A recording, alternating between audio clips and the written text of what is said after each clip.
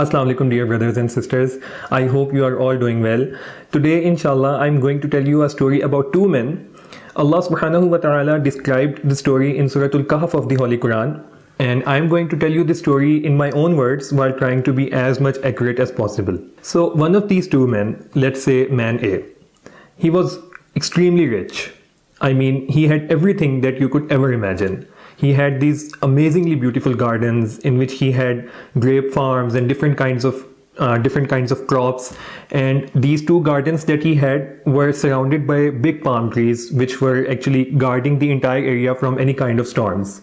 And on top of that, there was this river flowing right through the middle of these gardens, as a result of which the irrigation system was completely taken care of. And also, his gardens and his crops were 100% productive, which means that this man was really rich. Now, there was this other man, let's say man B, who was a neighbor of this wealthier man.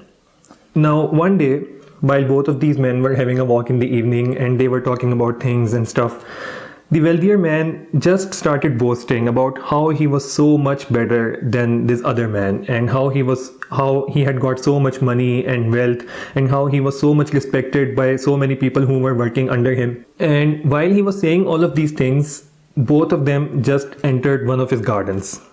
And now, well, by looking at all his beautiful gardens in front of him, the man grew even prouder, and he said to the other man that, you know what, I think that these gardens, they are not going anywhere.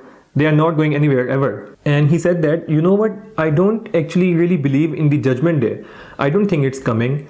And I think that even if by any chance I am ever going to be returned to Allah Almighty in the future, I think that I am entitled to even better things based on what I have got here in this worldly life. So these were his thoughts at that time. Now, his neighbor, that is man B, was a really good believer. He had the fear of Allah Almighty in his heart, and he knew that saying such things is harmful to one's own self. His neighbor, that is man A, was not only indirectly trying to insult him, but he was being extremely ungrateful for everything that Allah Almighty had blessed him with.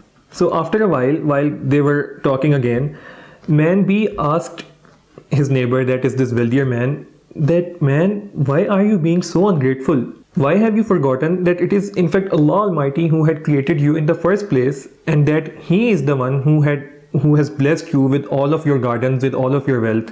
And he said that if you really believe that you are better than me in terms of your wealth and in terms of the people, in terms of the respect, then why don't you give credit to Allah Almighty for that?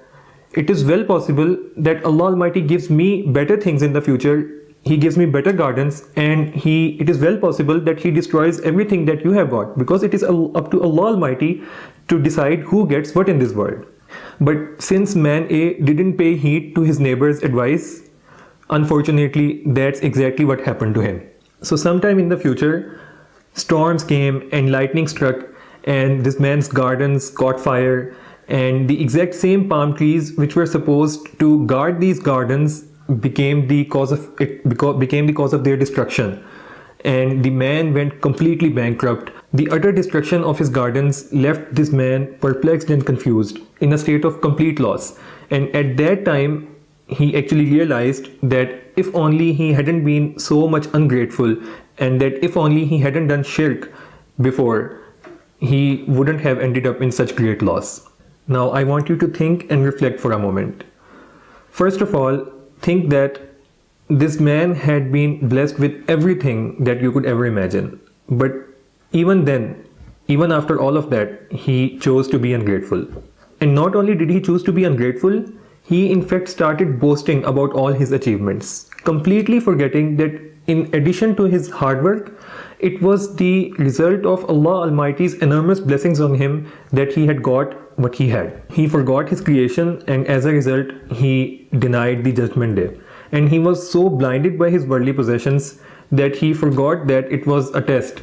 And as a result, everything that he had got in this world was ultimately a part of the test. He chose to insult others who were at a lower worldly rank than him, completely forgetting that it is up to Allah subhanahu wa ta'ala to decide who gets what in this world.